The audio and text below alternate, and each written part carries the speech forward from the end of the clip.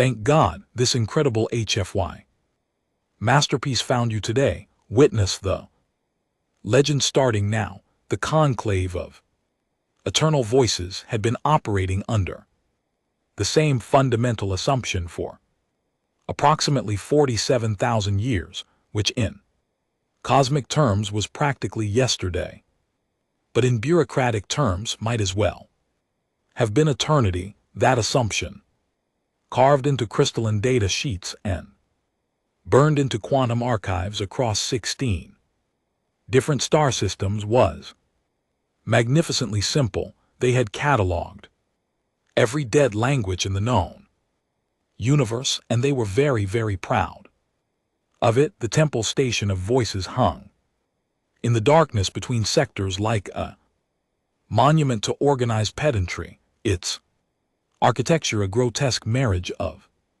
ancient religious aesthetics and cutting-edge translation technology. 17 different species had contributed to its design over the millennia, which explained why certain corridors defied basic geometry and why the bathroom facilities remained a mystery to anyone visiting for the first time. The station processed approximately 4 million linguistic requests per cycle, maintained archives on 63,000 extinct civilizations, and GT music, and GT, and employed a staff of 800 translation priests who took their jobs with the kind of seriousness music usually reserved for bomb disposal. Experts and tax auditors. High translator Vexthalan had been one of those priests for 312 years, which meant he had forgotten more about dead languages music than most species would learn in their entire evolutionary history. He was a Catholic, which meant he possessed 8 eyes arranged in 2 curved row scales that shimmered an irritating shade of bureaucratic purple, and a sense of superiority that could fill a small planet. Each morning Vexthalan performed his devotions before the archive, recited the 17 sacred protocols of linguistic preservation, and firmly believed that the universe operated according to predictable, well-documented rules. This particular morning cycle, however, the universe had prepared something special for Vexthalan, though he did not know it yet.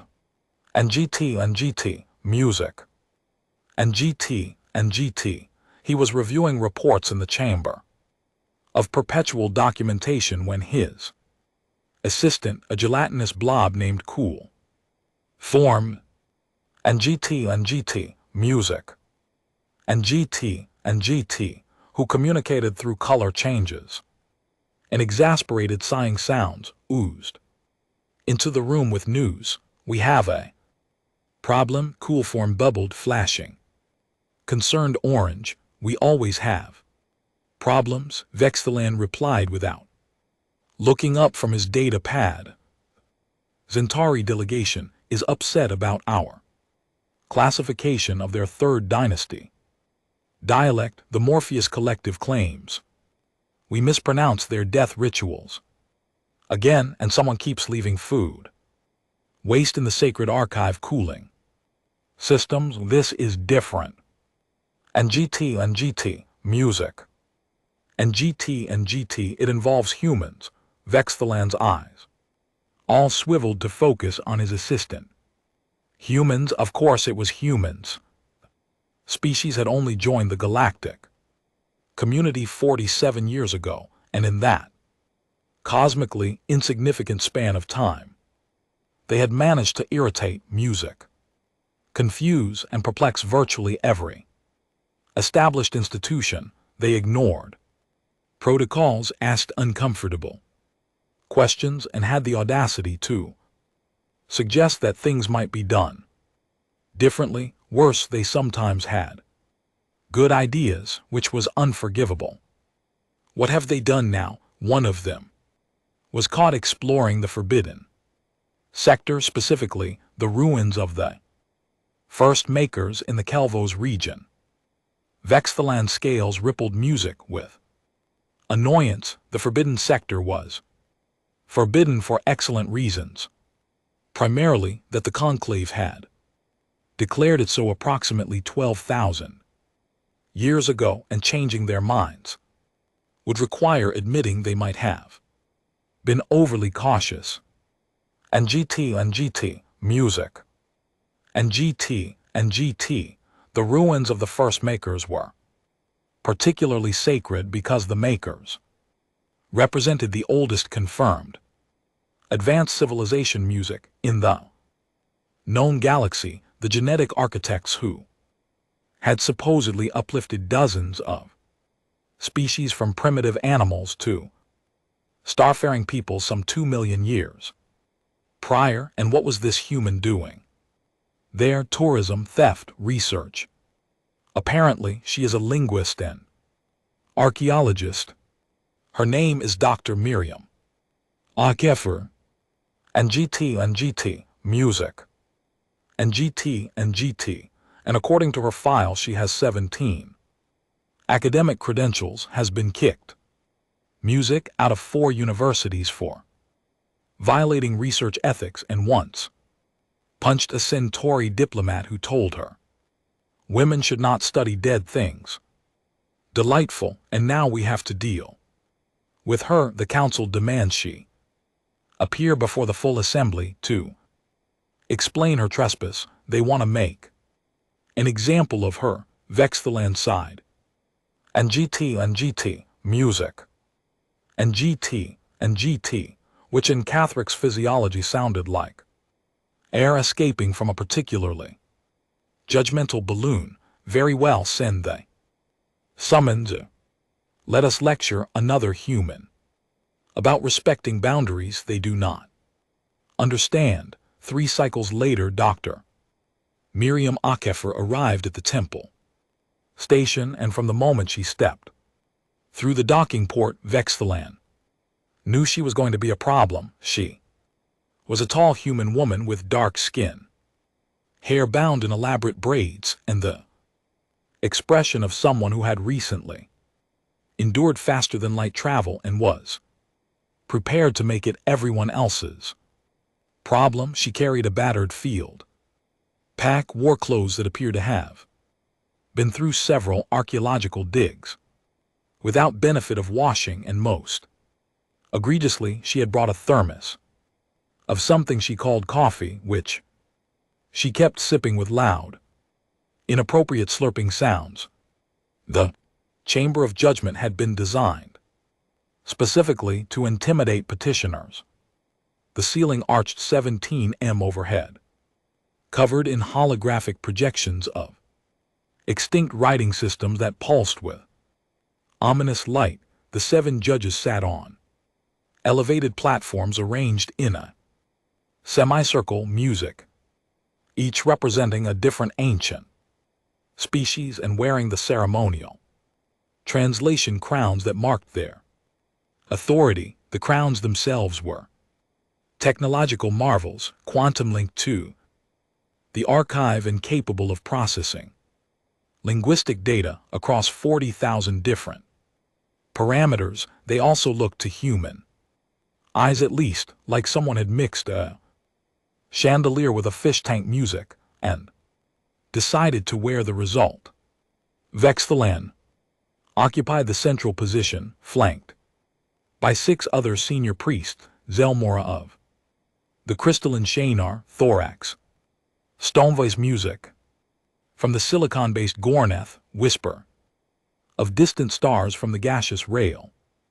Collective music, mandible speaker, representing the hive-minded Chekrit, and 2 others whose names were unpronounceable by species with conventional vocal anatomy. The human walked to the center of the chamber, looked up at the assembled judges, took another slurp of her coffee, and said, "Nice place, very intimidating. Did you hire a decorator, or is overwhelming Pretension just a natural talent. And GT, music. And GT, several of the priests bristled. Vexthalan raised one scaled hand for silence. Dr. Akefer, you stand. Accused music of trespassing in the forbidden sector, specifically at the sacred ruins of the first makers. This is a grave violation of galactic music. Heritage Law, Section 47, Subsection 92. Clause I read the summons. And GT, music. And GT, the human interrupted. Can we skip the ceremonial outrage and get to the part where you ask me what I found? The sheer audacity of interrupting the high translator caused a collective gasp from the assembled observers in the gallery. Vexthalan felt his scales flush darker. Purple, you presume we are interested in your findings. I presume you are interested in being correct, which based on your current translations of Maker ceremonial sites you are not. The chamber fell silent. Zelmar leaned forward, her crystalline structure refracting light into aggressive angles. Explain yourself, human. The conclave has studied the makers for thousands of your years. We have translated every known inscription, every data cache, every linguistic fragment. Dr. Akefer set down her thermos. And GT, music. And GT with deliberate care. That is certainly what you believe. You are wrong. Impossible, Thorax Stonevase rumbled, his voice like grinding rocks. Archive contains complete linguistic maps of all 7 Maker dialects across their entire chronological span. Your archive, the human music said calmly, is missing an entire category of Maker language, a ceremonial tongue that predates everything you have cataloged by at least 200,000 years.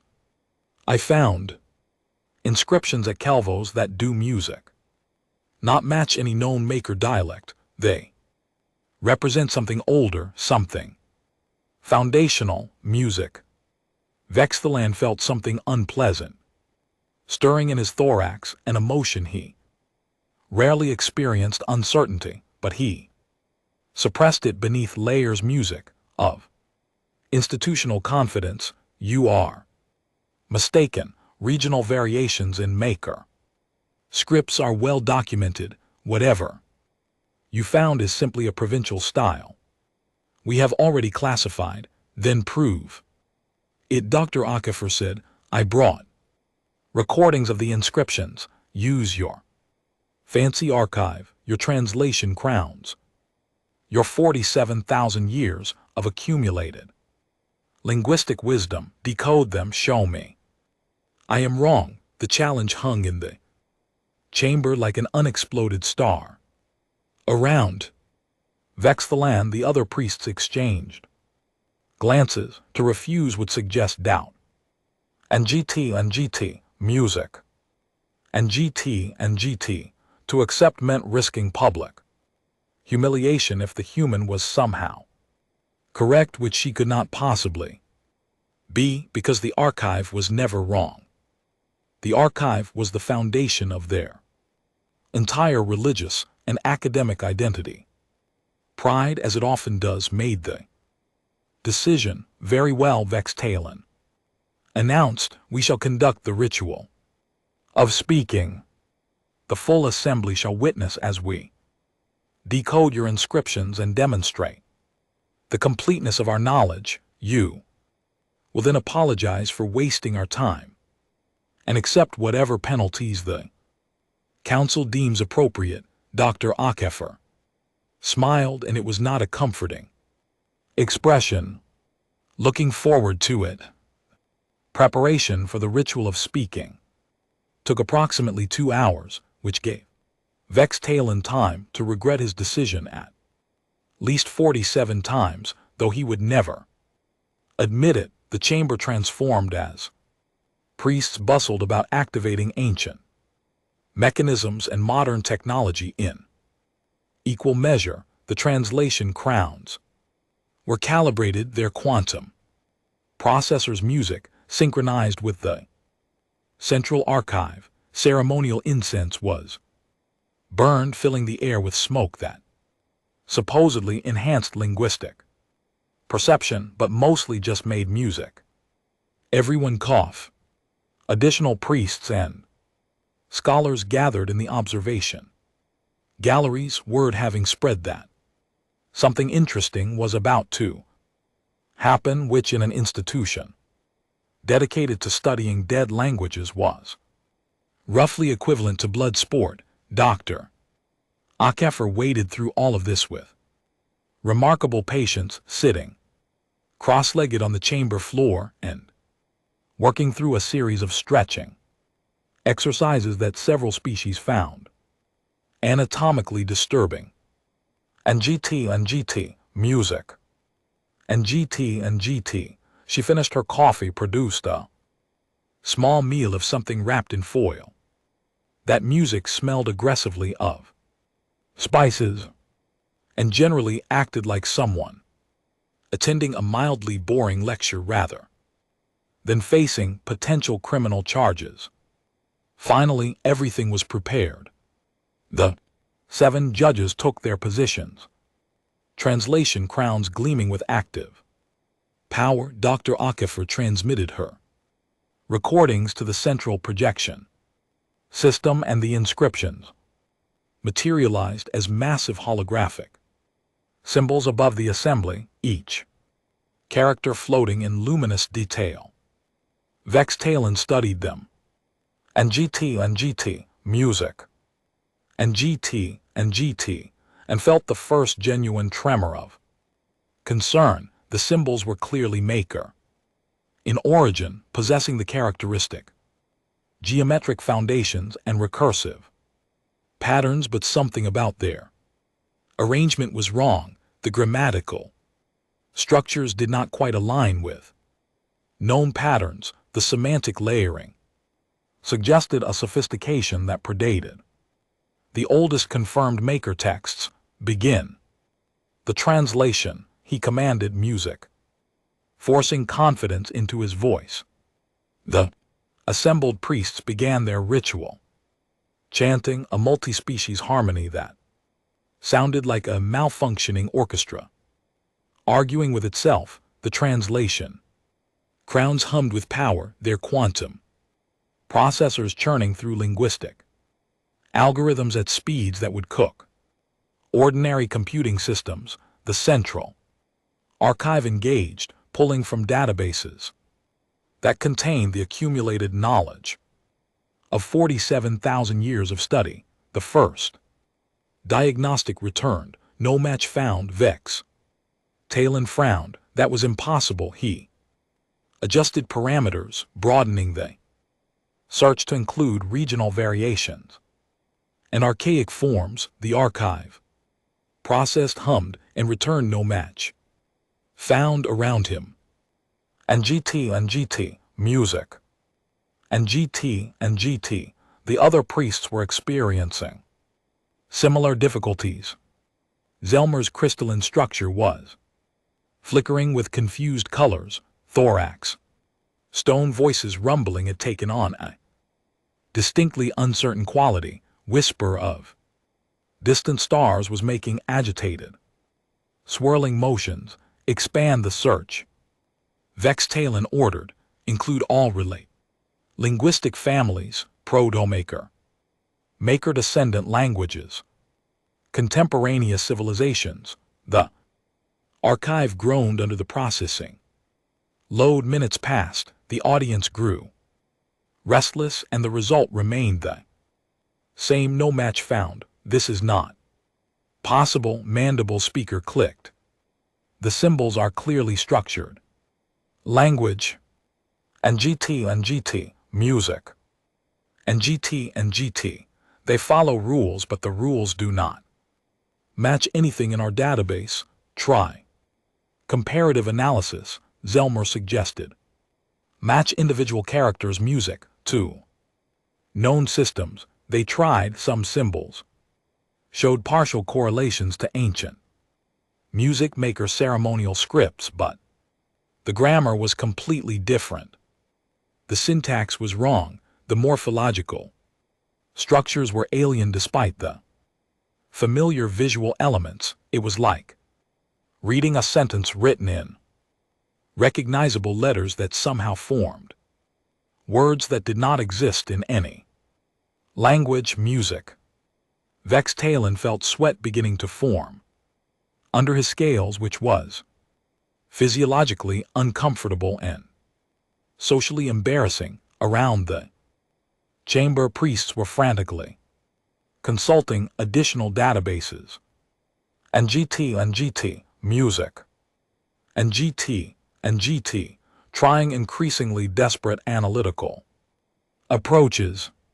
The translation crowns were producing error messages in 17 different languages, which would have been impressive if it was not deeply humiliating. 15 minutes passed, then 30. The audience began murmuring. Dr. Akafor checked something on her wrist device that apparently told time, looking supremely bored. Finally, after 45 minutes of increasingly frantic efforts, Vex Talon was forced to admit defeat. And GT, music. And GT, we are experiencing technical difficulties with this particular sample, he announced, which was the bureaucratic equivalent of screaming into the void. The inscriptions appear to be corrupted or incomplete. They are neither, Dr. Akafor said, standing up and brushing dust from her clothes. They are perfectly clear. Would you like me to read them for you? The chamber fell into absolute silence. Several priests made sounds that in their respective languages meant approximately the audacity. You claim you can translate what the archive cannot, Vex Talon demanded. And GT, music. And GT, I do not claim anything. I can simply read what is written there. Would you like a demonstration, or should we continue wasting time while you pretend your database is infallible? Vex Talon wanted to refuse. Every instinct, every protocol, every shred of professional dignity screamed that he should music end this farce immediately, but scientific curiosity, that dangerous human quality that was apparently contagious, won out. Proceed. And GT, music. And GT, he said. Dr. Akafor walked to the center of the chamber, directly beneath music, the floating holographic inscriptions. She looked up at them, took a deep breath. And GT, music. And GT, and began to speak. The language that emerged from her mouth was like nothing Vex Talon had ever heard. It was fluid, yet precise, musical yet structured, somehow both ancient and familiar. The phonemes cascaded in complex patterns, each word a small architecture of meaning. She spoke with the confidence of someone reading from a well-known text, her pronunciation clear and deliberate. And then things began happening that should not have been possible. The temple's ancient systems, dormant for thousands of years, suddenly activated. Lights pulsed in rhythm with her words. Harmonic resonances rippled through the chamber's structure. The holographic inscriptions began to glow brighter, responding to the sound she was producing. Around the room, equipment that had not functioned in living memory sparked to life. And GT, music.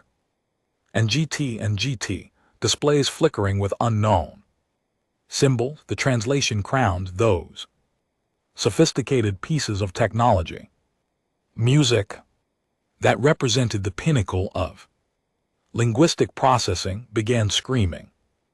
Not figuratively, they produced actual auditory distress signals as their quantum systems encountered data they could not process. Error messages cascaded across every available display.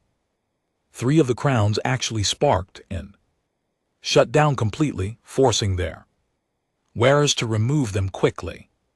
Vex, Talon stared in absolute horror as his own crown flooded his perception with contradictory information. The language Dr. HFY was speaking was triggering matches across hundreds of different linguistic families simultaneously, creating pattern correlations that should not exist. The archive was identifying elements of Proto-Maker and GT music and GT pre-Maker foundational structures and a dozen extinct languages from civilizations that had no known connection to each other, and beneath all of that data, a single message kept repeating: root language detected, impossible match, temporal anomaly suspected. Dr. HFY finished speaking and looked up at the assembled judges with an expression of mild inquiry. Clear enough. Vex Talon removed his malfunctioning translation crown with trembling hands. And GT music and GT. His voice, when he finally managed to speak, came out as barely a whisper. This cannot be. And yet, Dr. HFY said cheerfully, that language, thorax. Stone voice rumbled, his usually steady voice shaking. The archive identifies it as a root structure, the linguistic foundation from which Maker ceremonial language descended. Music. But that is impossible. Such a root language would be millions of years old. Humanity is barely 200,000 years old as a species. How can you speak something music that predates your entire civilization? Dr. HFY smiled, and there was genuine amusement in her expression. Would you like the simple answer or the complicated one? Any answer, Zelmer said, her crystalline structure pulsing. And GT music and GT with agitated colors, please. Simple answer. Is that what I just spoke? Is Latin a dead language from Earth? Specifically, classical Latin, as it would have been pronounced approximately 2,000 years ago. It was the language of the Roman Empire. And GT music and GT used for everything from government documents to religious ceremonies. Every educated human used to learn it. Now it is mostly studied by academics. And GT music and GT and people who want to sound pretentious. At parties, the silence in the chamber was so complete that several species capable of echolocation became disoriented. That is impossible, Vex Talon said, but his voice lacked conviction. Latin is a human language. Maker civilizations existed 2 million years ago. There is no connection there. Should not be. Dr. HFY agreed, and yet when I was at Kelvo's, I noticed something strange about the ceremonial inscriptions. The grammar looked familiar, not Maker familiar, but familiar, so I started testing. And GT music and GT. I compared the structures to Old Latin, and the correlations were disturbing. Then I tried actually reading the inscriptions using Latin pronunciation and grammar rules, and the temple systems activated just like you saw. Here she pulled out a data pad. And GT music and GT and began projecting additional information. But it gets better or worse depending on your perspective. I have been checking other ancient alien sites across the forbidden sector. Would you like to guess what I found? No one answered. Everyone was too busy experiencing the intellectual equivalent of catastrophic system failure. Inscriptions from the Valkyrie ancients. They correlate strongly with ancient Sumerian from Earth, the mathematical tablets from the first calculators, dead match for Sanskrit grammatical structures, the war chants music of the progenitor species, Old Norse, Egyptian hieroglyphs mapped to music, the symbolic systems of the Zakwin founders, ancient Greek philosophical structures appear in the remains of 3 different extinct civilizations that supposedly had no connection to each other. She looked around at the assembled priests, her expression serious now. I have identified 47 distinct connections between Earth's dead languages and supposedly unrelated extinct alien civilizations scattered across the galaxy. 47. That is not coincidence. That is not convergent evolution. Music. That is a pattern, but what does it mean? Whisper of distant music. Stars asked, his gaseous form swirling with confusion. That is the question, is it not? Dr. Akifer said, your entire religious and academic framework is built on the idea that the makers music were the first, the oldest, the original uplifters who created galactic civilization. But if Earth languages, which evolved naturally on a planet the makers never visited, share deep structural connections with maker language and dozens of other ancient civilizations, what does that tell you?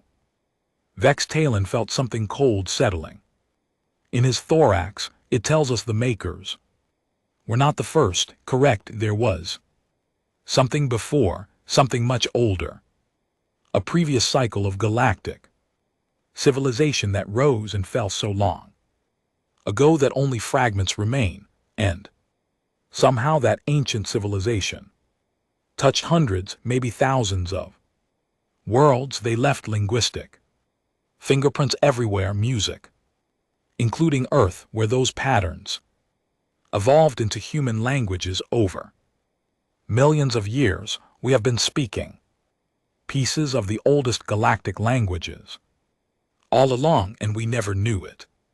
The implications crashed through the chamber like a tidal wave. The conclave of eternal voices had spent 47,000 years studying dead languages, confident in their complete understanding of galactic history. They had built an entire religious and academic institution on the foundation of that knowledge, and now a music human, a member of a species barely old enough to have invented writing, had waltzed in and revealed that their fundamental assumptions were catastrophically incomplete. The archive mandible speaker clicked slowly, will need to be completely reorganized. That is a mild way of putting music, it, Zelmora said.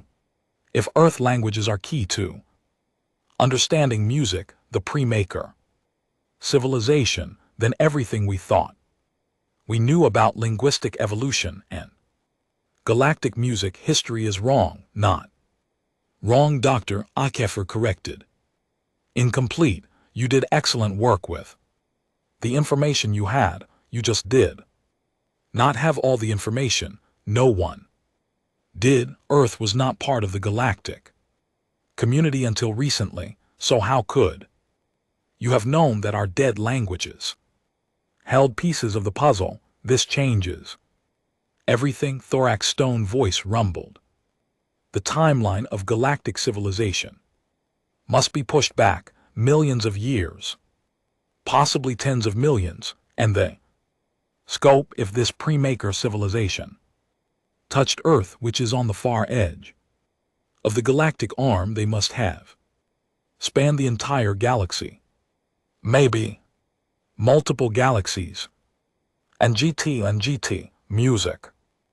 And GT, Dr. Akafor added helpfully, I have been checking my translations against some of the archaeological data from the Andromeda probes. Similar patterns are appearing there too. Several priests made distressed sounds in their native languages. Vex Talon sat down heavily on his judgment platform, no longer caring about maintaining dignified posture. 312 years of certainty had just evaporated.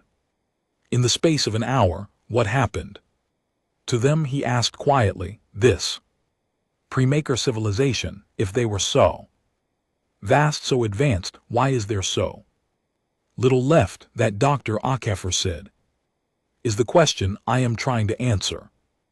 And why I was poking around in your forbidden sector, because I think the answer is buried in those ruins, all of them. The makers, the Valkyrie, the calculators, all those extinct civilizations were not separate species. They were descendants of the first civilization, fragments that survived whatever catastrophe destroyed the original. They rose from the ashes, achieved spaceflight, built empires, and eventually fell themselves, but they kept pieces of the original language embedded so deeply in their cultures that even after millions of years, the patterns remained. And Earth, Zelmora asked, how do humans fit into this? We do not know, Dr. Akafor admitted. There is no evidence the first civilization ever visited Earth or genetically modified humans. Our DNA shows clear natural evolutionary development, but somehow the linguistic music patterns were there anyway. Maybe they seeded the patterns across thousands of worlds, encoded in the basic structures of life itself. Maybe there is something about how sentient minds develop language that naturally mirrors these ancient forms. Or maybe, she paused, maybe Earth was special for reasons we do not yet understand. You do not have answers, Vex Talon observed. I have better questions, Dr. Akafor countered, which is how progress actually works. You were so busy being certain that you stopped asking whether you might be wrong. That is not science. That is not even good religion. That is just bureaucracy pretending to be wisdom. The words stung precisely because they were true. Vex Talon looked around at his fellow priests, seeing the same realization. And GT, music. And GT, dawning on their faces. They had become curators of certainty rather than seekers of truth. They had stopped exploring. And GT, music. And GT, because they believed they had already found everything. What do you want? He asked music, the human. You came here knowing this would challenge everything we have built. You could have simply published your findings and let us look foolish. Why confront us directly? Dr. Akafor shrugged. Because I need your help. The archive is incomplete, yes, but it is still the most comprehensive linguistic database in the galaxy. The translation crowns may have crashed trying to process Latin, but once they are recalibrated, they will be invaluable for mapping the connections I have found. And despite your institutional arrogance, you are genuinely brilliant linguists. I cannot unravel this mystery alone. No one can.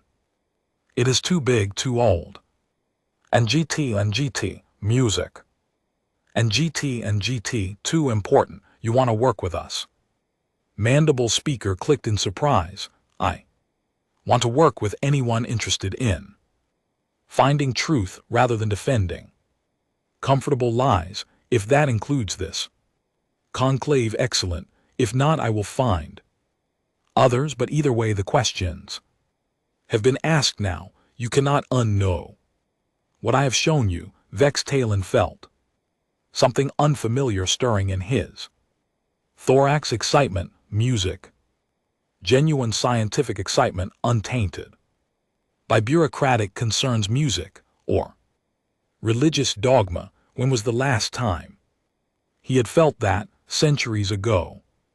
Probably before he had become comfortable in his certainty. The council will need to deliberate. Music, he said formally.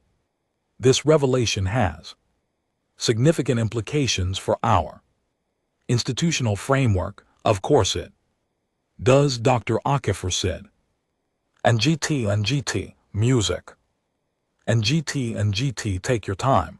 I will be at the station bar, which I am told serves something that approximates alcohol for 17 different species. When you are ready to actually do science instead of performing theatrical certainty, you know where to find me. She picked up her field pack, her empty thermos, and walked out of the chamber of judgment with the casual confidence of someone who had just overturned 47,000 years of accumulated knowledge and was completely fine with it. And GT, music. And GT. The deliberations took 3 days, which galactic political terms was the equivalent of moving at light speed. The Council of the Conclave, forced to confront the limitations of their precious archive, eventually reached a conclusion that was both humbling and liberating. They needed music to start over, not completely, of course. Tens of thousands of years of linguistic research could not simply be discarded, but the framework, the assumptions, music, the certainty that they had achieved complete understanding, all of that needed to go. The archive would be reorganized around the new paradigm. Earth languages would be added, studied, and used as keys to unlock mysteries they had not even known existed. The forbidden sector would be reopened for research, with Dr. Akefer as the leading consultant. Vex Talon personally delivered the council's decision to the human, finding her exactly where she had said she would be, at the station bar, engaged in animated conversation with a Zentari merchant about the merits of fermented grain beverages across species lines. Dr. Akefer, he said formally. Music. The council has reached a decision. All charges against you are dismissed. Furthermore, we would like to offer you a position as senior research consultant to the conclave, with full access to the archive and authorization to explore any site you deem relevant to your research. And GT, music. And GT.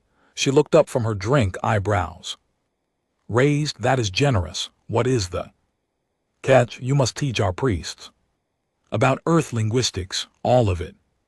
Every dead language your species has managed music to lose over its brief existence. And you must be patient with us as we adjust our understanding of galactic history and my methods. I music do not follow protocols well. I kicked out of 4 universities for good reasons. Then you will fit right in. And GT, music. And GT, Vex Talon said, and surprised himself by meaning it. The conclave has been following protocols for too long. Perhaps we need someone who remembers that the point of studying the past music is to discover the future. Dr. Akefer smiled and raised her glass. In that case I accept, but I have conditions. First, the forbidden sector gets renamed. Forbidden is just invitation to the curious, and off-limits is boring. We are calling it the ancient frontier. Second, I want a lab with proper coffee facilities, none of this synthesized approximation nonsense. Third, and GT, music. And GT, anytime the archive returns impossible. Match errors, that becomes our top research priority instead of something we ignore. Agreed, Vex Talon said. Though I should warn you, integrating Earth languages into our database will take years, possibly decades. And GT, music. And GT, then we should get started. And they did. The weeks and months that followed brought the kind of chaos music that transforms institutions. Translation. Priests who had spent centuries in comfortable certainty found themselves students again, learning to recognize patterns they had never imagined. The archive underwent massive restructuring, incorporating human linguistic data and discovering thousands of new connections across previously unrelated music.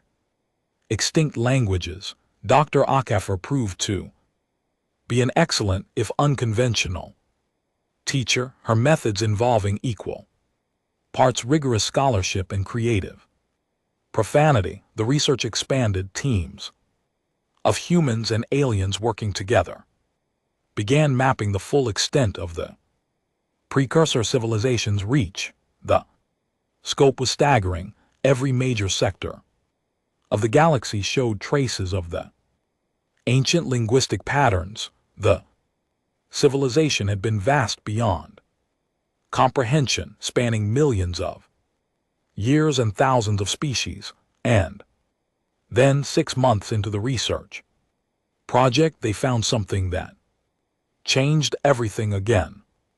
Dr. Akafer had been exploring ruins on a forgotten world in what had once been called the Forbidden Sector, now renamed with her slightly sarcastic blessing.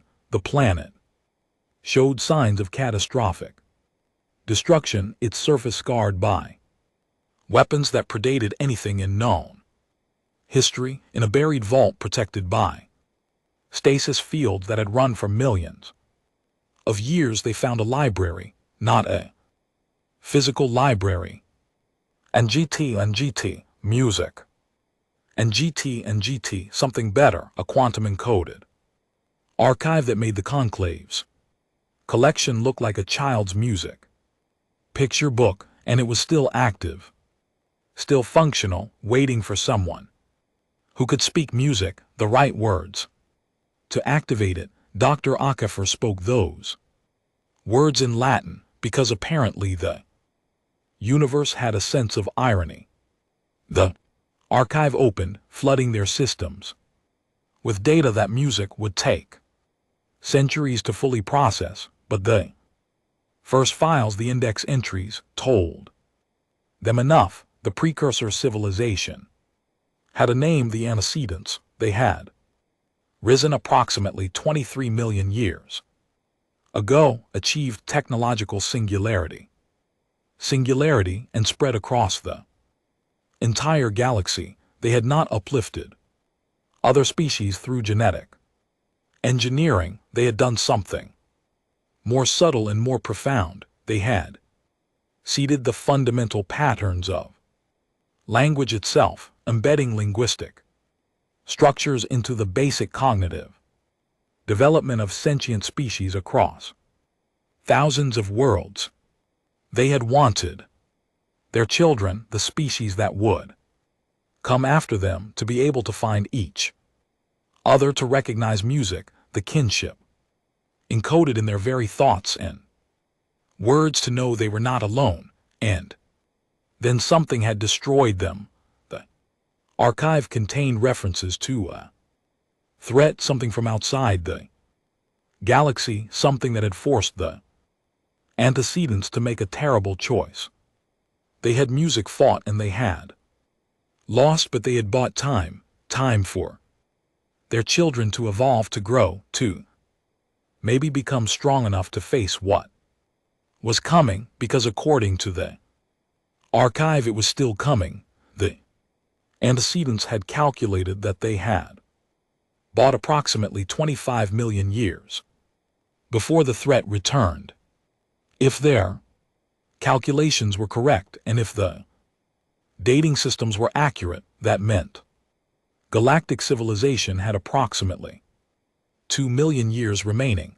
Dr. HFY stood in the recovered archive facility, surrounded by priests and scholars from a dozen species, staring at the data that had just rewritten everything they thought they knew about the universe. Music around her, people were panicking, arguing, refusing to believe. She took a long drink from her ever-present thermos of coffee and laughed. Everyone turned to stare at her. "You are laughing," Vex Talon demanded. "We have just learned music, that an existential threat to all galactic life is approaching, and you are music laughing." "I am laughing," Dr. HFY said, "because 2 million years is a really long time. The antecedents' music had a few million years of preparation and still lost. We have 2 million years and we have something music. They did not. What is that? We have all their data. We know what they knew. We can learn from their mistakes, and we have something else." She gestured around at the assembled researchers. "And GT, music. And GT, representing dozens of species from across the galaxy. We have each other.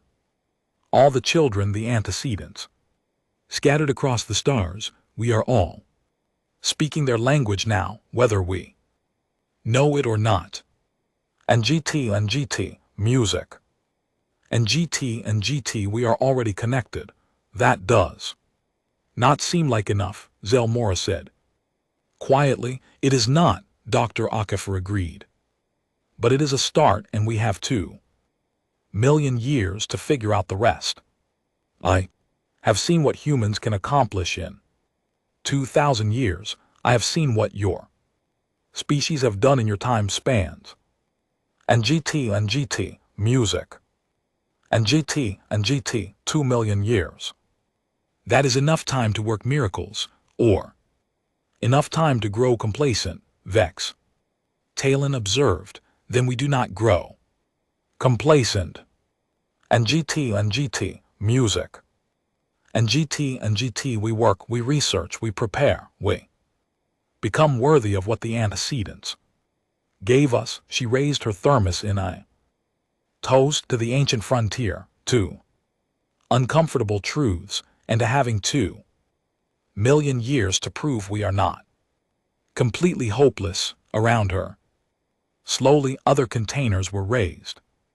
The absurdity of toasting in the face of incomprehensible threat was very human, and therefore somehow perfect. 3 years later, the conclave of eternal voices had transformed beyond recognition. The temple station still hung in space between sectors, but it was no longer a monument to certainty. It had become a center of active research filled with scholars from every spacefaring species, all working to decode the antecedent archives and prepare for a threat that would not arrive for 2 million years. But that occupied every strategic discussion anyway. Dr. Miriam HFY had refused the title of High Researcher, insisting she worked better without administrative responsibilities.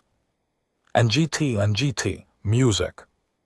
And GT, she spent her time rotating between sites across the galaxy, training new generations of linguists and archaeologists. Music in the art of asking better questions. Her field reports were legendary for their combination of rigorous scholarship and creative profanity. Her coffee consumption remained medically inadvisable. Vextalin, meanwhile, had discovered that uncertainty was more interesting than certainty. Music. He still served as high translator, but his role had changed. Instead of defending established knowledge, he spent his days helping to expand it. His scales music had faded from bureaucratic purple to more thoughtful shade of blue, which his colleagues insisted made him look younger. The archive had been reorganized around a new principle: every answer should lead to better questions. The 17 sacred protocols had been updated to 18 new ones, stating simply, assume you are wrong and work backwards from there.